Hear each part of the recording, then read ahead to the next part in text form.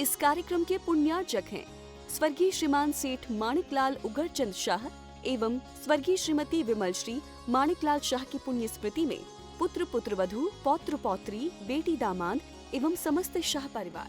ओम नमः सिद्धेभ्य नमः श्रीवर्धमानाय निर्धूतकलिलात्मने सालोकानां त्रिलोकानां यद्विद्यादर्पणायते यद्विद्यादर्पणायते। पंच परमिष्टि भगवान की परम पूज्य आचार्य भगवंत गुरुवर विशुद्ध सागर जी मुनि महाराज जी की परम पूज्य मुनि श्री सुप्रभ सागर जी महाराज जी की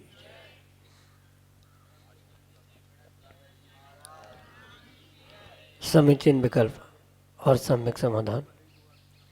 विकल्प हमारा और सम्यक समाधान परम पूज्य मुनिश्री के मुखारविंद से।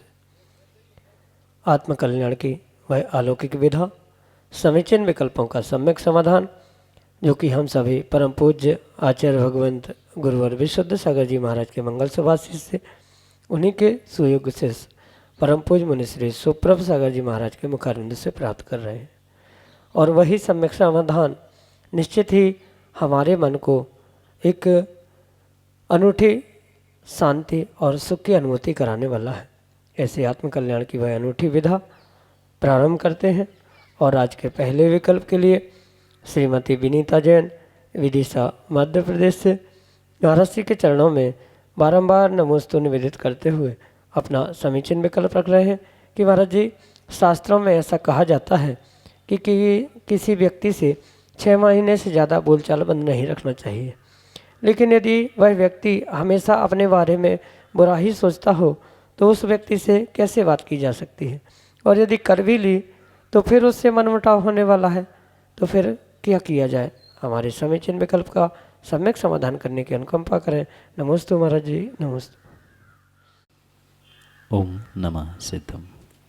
परम पूज्य आचार्य भगवान गुरुवर विशुद्ध सागर जी महाराज की परम पूज्य मुनि श्री सुप्रभ सागर जी महाराज जी की। हाँ, ये परम सत्य है कि 6 महीने से अधिक अगर किसी व्यक्ति से बोलचाल बंद है, ये कहीं ना कहीं तुम्हारे भीतर बैठे हुए उस अनंतानुबंधी कषाय का ही परिणमन समझ में आता है। और उस अनंतानुबंधी कषाय से बचना है तो कहीं ना कहीं इन परिणामों से, इन परिणति से आपको पूर्ण रूप से दूर होने की आवश्यकता है। जो शास्त्रों में ये 6 महीने के अधिक का समय कहा है, वहाँ मात्र और मात्र उस अनंतानुबंधी के संबंधित ही विषय स्पष्ट कहा है। चाहे क्रोध, मान, माया, लोभ, ये कोई भी कषाय 6 महीने से अधिक चलती है, जिसके निमित्त से किसी व्यक्ति विशेष से बोलचाल बंद हो जाना या अन्य भी जो भी कार्य दिखने में आते हैं, वह कहीं ना कहीं पूर्ण रूप से अनंतानुबंधी के निमित्त से, और वह अनंतानुबंधी आने वाले समय में हो सकता है मिथ्यात्व में भी डालने के लिए निमित्त बन सकती है। इस कारण से स्पष्ट रूप से ये कहा है कि ऐसी कषाय का परिणाम जीवों को नहीं रखना चाहिए। रही बात सामने वाला व्यक्ति आपके बारे में क्या सोच रहा है, क्या नहीं सोच रहा है, क्या कर रहा है आदि भिन्न विषय है, पर उसके बारे में आप क्या सोच रहे हो, ये आपके पुण्य पाप कर्म बंध आदि के लिए मायने रखता है। सामने वाले का विचार, उसकी सोच उसकी निजी हो सकती है, और उसके निमित्त से जो भी वह कर रहा है, आपके बारे में बुरा सोच रहा है, किसी के बारे में बुरा सोच रहा है, तो कहीं ना कहीं उसको कर्मों का आश्रयबंध अवश्य ही होगा। पर उसके बुरा सोचने का आपने अनुमान लगा लिया या क्वचित कदाचित कभी ऐसा हो भी गया कि व्यक्ति के बुरा सोचने से या कुछ ऐसा करने से विपरीतता आपको समझ में आई या मनमुटाव समझ में आया, लड़ाई झगड़े समझ में आए, तो आप माध्यस्थ तो हो जाना, पर मन में ये निर्णय कर लेना कि हमने उस व्यक्ति को क्षमा कर दी है, सामने वाला क्षमा कर पाए नहीं कर पाए वो उसका विषय है, पर हम उससे समय समय पे क्षमा मांगते रहे और हम प्रति समय उसे क्षमा करते भी रहे, तो कहीं ना कहीं आप अपने उस अनंतानुबंधी कषाय और आने वाले मिथ्यात आदि कर्मों से पापों से अवश्य ही बच सकते हो। अन्यथा मात्र यही सोचकर हम विचार करते रहे या सोचते रहे कि सामने वाला मेरे बारे में अच्छा नहीं सोचता है, मैं कुछ कहूँगा तो मनमुटाव हो जाएगा, लड़ाई झगड़े हो जाएंगे, तो ऐसा सोचने से उसका तो जो कर्म का आश्रय वो कर रहा है वो अपनी उसकी स्वयं की बात है, पर उसको लेकर आप जो भी सोच रहे हैं, भले ही वो कभी कभार बुरा सोच भी नहीं रहा हो, अच्छा भी सोच रहा हो या अन्य भी कोई कारण से वह नहीं बात कर रहा हो, तो आप अपनी कसाय को छोड़ने का प्रयास करें। सामने वाला बोले नहीं बोले, अच्छा सोचे नहीं सोचे, पर आप उसके बारे में अच्छा सोचने का प्रयास कर सकते हैं। प्रयास यही करना चाहिए, जिसके साथ कुछ हुआ है उसको क्षमा करें, क्षमा मांगने का प्रयास करें, और क्षमा नहीं कर पा रहे हैं तो उस व्यक्ति को ही भूल जाए, तो ही आप कषायों से बच सकते हैं। अन्यथा पुनः पुनः पापों का आश्रय उस अनंतानुबंधी और मिथ्यात्व के निमित्त से आपको करना पड़ेगा। यही आपके लिए सम्यक समाधान। शुभम जैन, टीकमगढ़, मध्य प्रदेश से महाराज जी के चरणों में बारंबार नमोस्तु निवेदित करते हुए कह रहे हैं कि महाराज जी, किसी भी कार्य में बार बार प्रयास करने पर भी सफलता नहीं मिले तो क्या करें? हमारे समीचीन विकल्प का सम्यक समाधान करने की अनुकंपा करें। नमोस्तु महाराज जी, नमोस्तु।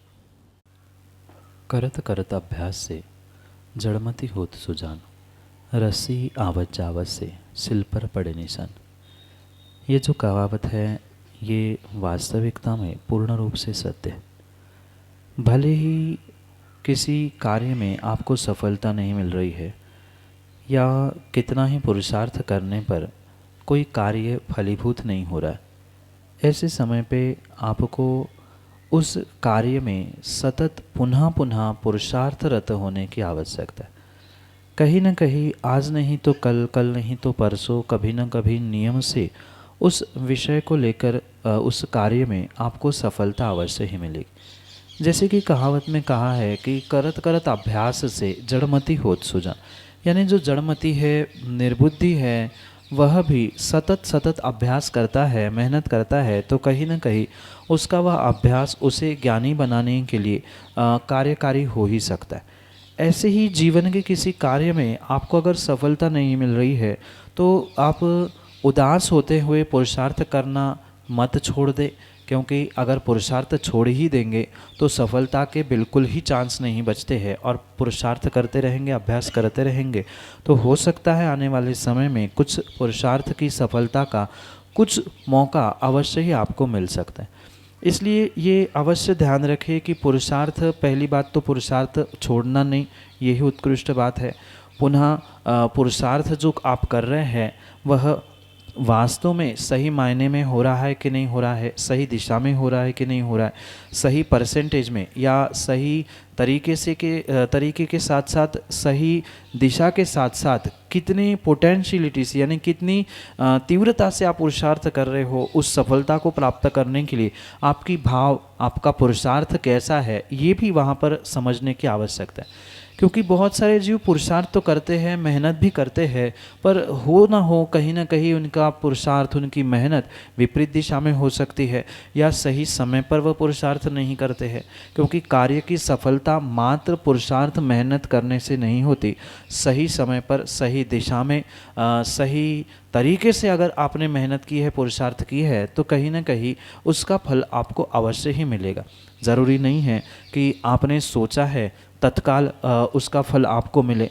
कुछ ऐसे कार्य होते हैं जो कष्ट साध्य होते हैं, यानी बहुत मेहनत करने के ही बाद प्राप्त होते हैं, तो हो सकता है कहीं ना कहीं आपका पुरुषार्थ सही दिशा में, सही तरीके से, सही समय पर नहीं होता हो, इस कारण से सफलता नहीं मिल रही हो। साथ में दूसरा एक फैक्टर भी हो सकता है जिसे सामान्य भाषा में लक फैक्टर कहा जाता है, या हमारे आगम की भाषा में जिसे भाग्य, पुण्य कहा जाता है। उस पुरुषार्थ के साथ साथ आपका भाग्य पुण्य समय पर अगर साथ नहीं दे रहा है तो आप कितने भी पुरुषार्थ उस कार्य के लिए करना, पर वहाँ सफलता मिले ज़रूरी नहीं है। इसलिए पुरुषार्थ के साथ भाग्य, जिसे लक फैक्टर कहा जाता है, उस लक फैक्टर को भी बढ़ाने का पुरुषार्थ करना होगा। मात्र कार्य के पुरुषार्थ से कार्य फलीभूत नहीं होता, पुरुषार्थ के साथ भाग्य भी आवश्यकता हो, भाग्य के साथ पुण्य की, काललब्धि की, अन्य भी पहलुओं की आवश्यकता होती है। ये सभी समवाय, सभी फैक्टर जब एक साथ कार्यकारी होते हैं, मिलते हैं, तभी वह सफलता उस कार्य में मिलती है। और कहीं ना कहीं उनमें से कुछ फैक्टर कम पड़ रहा है जिसके निमित्त से आप कार्य में सफल नहीं हो रहे, उसका विचार करें और फिर उस विचार करते हुए ही सही दिशा, सही समय, सही तरीके से सही पुण्य को बढ़ाते हुए ही पुरुषार्थ करें, तो नियम से वह सफलता आपको अवश्य ही मिलती रहेगी। यही आपके लिए सम्यक समाधान। सौरभ जैन, सागर, मध्य प्रदेश से अगले समीचीन विकल्प के लिए। नमोस्तु महाराज जी। महाराज जी, जैसे कहीं सफ़र करते समय में रास्ते में कोई जीव की हत्या हो जाती है तो उसके लिए महाराज जी क्या प्रायश्चित है? नमोस्तु महाराज जी। श्रावकों के द्वारा कहीं न कहीं प्रमाद से जीवों की हिंसा कई बार होते हुए देखने में आती। जैसे कि सफ़र आदि करते हुए कोई तिर्यंच, कोई जीव गाड़ी के नीचे, गाड़ी के सामने आने से उनका घात हुआ हो, उनको कुछ किसी प्रकार से वेदना तकलीफ़ हुई हो, तो उसके लिए परम आवश्यक है कि उस हिंसा से बचने के लिए, उन दोषों से बचने के लिए आपको प्रायश्चित भी लेना आवश्यक है। पर किसी भी ऐसे कार्यों के लिए प्रायश्चित लेने के लिए ये अवश्य ध्यान रखें कि प्रायश्चित व्यक्तिगत रूप से ही लिया जाता है। सामूहिक रूप से प्रायश्चित आदि लेना किसी भी प्रकार से उचित नहीं होता। ये बहुत अच्छी बात है कि कम से कम अपनी गलती का आपको एहसास है और उसके बारे में प्रायश्चित लेने के भी भाव है। तो जो भी गलती हुई है या जो भी जीव का घात हुआ है, उसे व्यक्तिगत रूप से गुरु से मिलते हुए उसका प्रायश्चित ले, क्योंकि कौन सा जीव था, कैसा जीव था, किस कारण से वह अपघात हुआ या किस कारण से वह जीव की विराधना हुई, ये सब कुछ समझने के साथ ही उसका प्रायश्चित आदि होता है। क्योंकि कुछ बुद्धिपूर्वक हिंसा करने वाले भी जीव होते हैं जिनको उन जीवों को मारने में, प्रताड़ित करने में भी आनंद आता है। तो ये सब कुछ गुरु व्यक्तिगत रूप से जब समझेंगे तभी उसके लिए प्रायश्चित आदि प्रदान किया जाता है। सामान्य रूप से सबके लिए एक समान ही प्रायश्चित नहीं होता। जैसे बीमारी अनेक प्रकार की होती है, उसकी औषधि भी अनेक प्रकार की होती है, ऐसे ही गलती का कब, कहाँ, क्यों, कैसे, किस प्रकार से आदि सामने वाले के अभिप्राय को समझते हुए ही गुरु उसका प्रायश्चित देते हैं। इसलिए जो भी दोष होता है उसका प्रायश्चित व्यक्तिगत रूप से गुरु के पास पहुंचकर अपनी पूरी हकीकत बालकवत दोषों का व्याख्यान करते हुए ग्रहण करे और उसे पूर्ण करने का प्रयास करे, तो ही वह दोष निर्दोषता की ओर हो सकता है। यही आपके लिए सम्यक समझ। प्रमोद जैन, ग्यारसपुर, मध्य प्रदेश से अगले समीचीन विकल्प के लिए। नमोस्तु महाराज जी, नमोस्तु नमोस्तु। महाराज श्री, मेरा प्रश्न है कि वर्तमान लौकिक जीवन में धर्म की सुरक्षा सामाजिकता में है या पंथवाद में? नमोस्तु महाराज। काल चाहे कोई भी हो, वर्तमान हो, भूत हो या भविष्य हो, पर धर्म की जो सुरक्षा है वह किसी भी प्रकार से पंथवाद में, सामाजिकता में, लौकिक जीवन में संभव ही नहीं। वर्तमान में जो भी लौकिक जीवन आप सभी श्रावक जी रहे हैं, प्राप्त कर रहे हैं, वहाँ धर्म की सुरक्षा कहीं न कहीं आपको धर्म के सत्य को, धर्म के तथ्य को और धर्म के मर्म को समझने के साथ ही करने की आवश्यकता है। मात्र धर्म की क्रियाओं को दोहराते रहना, धर्म की क्रियाओं को करते रहना, इसका मतलब धर्म करना नहीं है।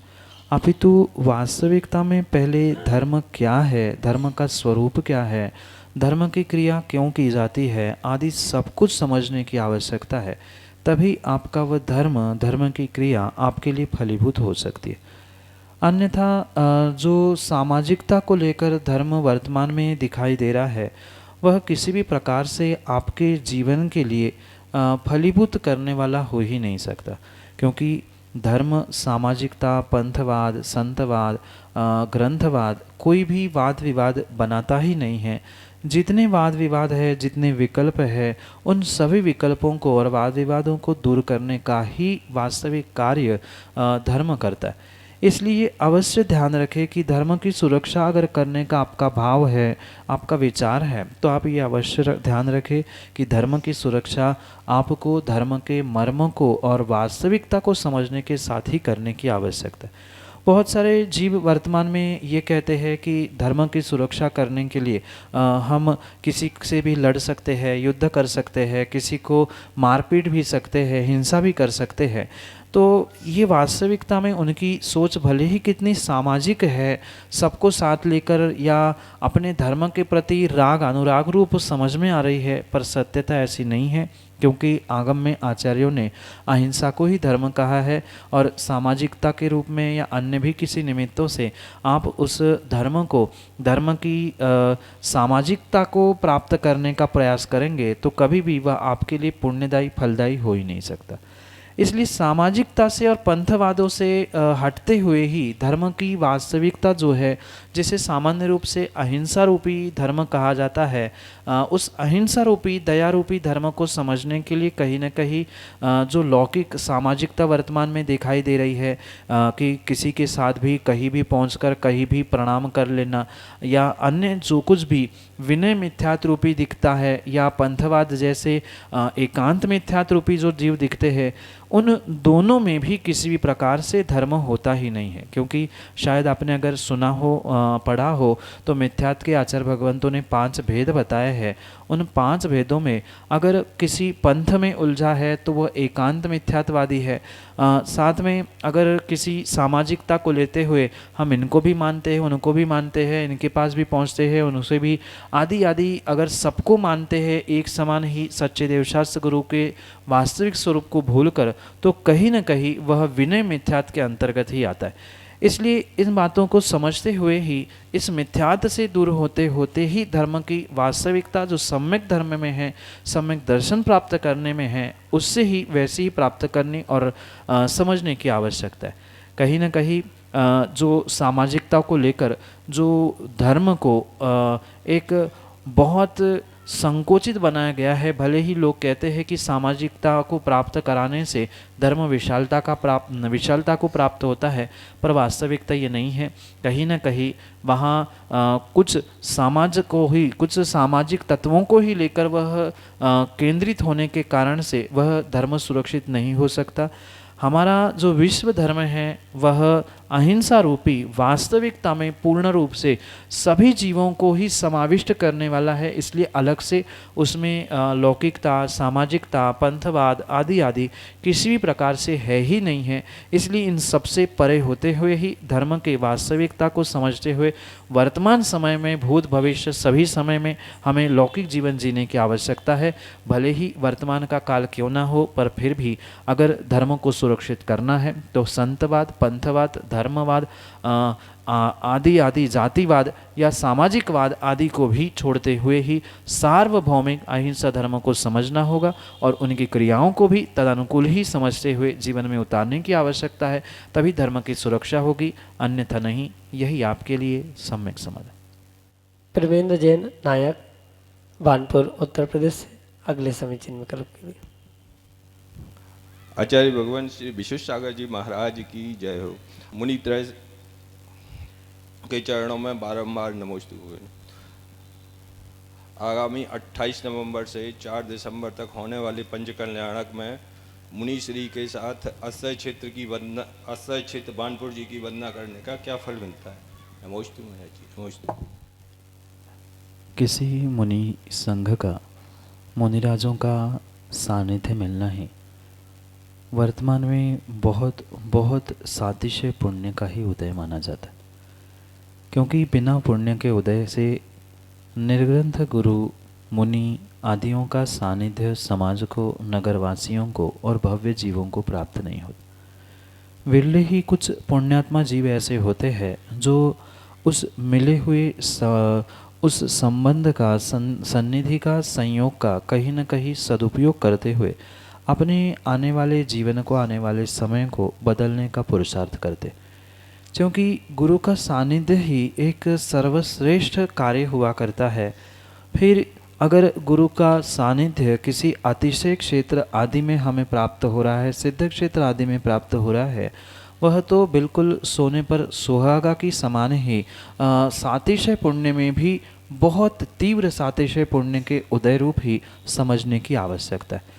जैसे आने वाले समय में आपके नगर में अतिशय क्षेत्र में जो ये हर्षोल्लास के साथ भव्याति भव्य पंच कल्याणक समारोह संपन्न होने जा रहा है, ये कहीं ना कहीं इसमें जो भी भव्य जीव उस अतिशय क्षेत्र की और मैं तो ये विशेष करके सभी सुनने वालों से कहना चाहता हूँ कि शांतिनाथ भगवान का ऐसा चमत्कार और ऐसा अतिशय है कि ये आज का नहीं अपितु कई सैकड़ों वर्षों से उनका यह चमत्कार यहाँ के आसपास के सभी श्रावक और मात्र श्रावक ही नहीं, जैनेतर भाई भी उसको प्रत्यक्ष अनुभूत कर रहे हैं।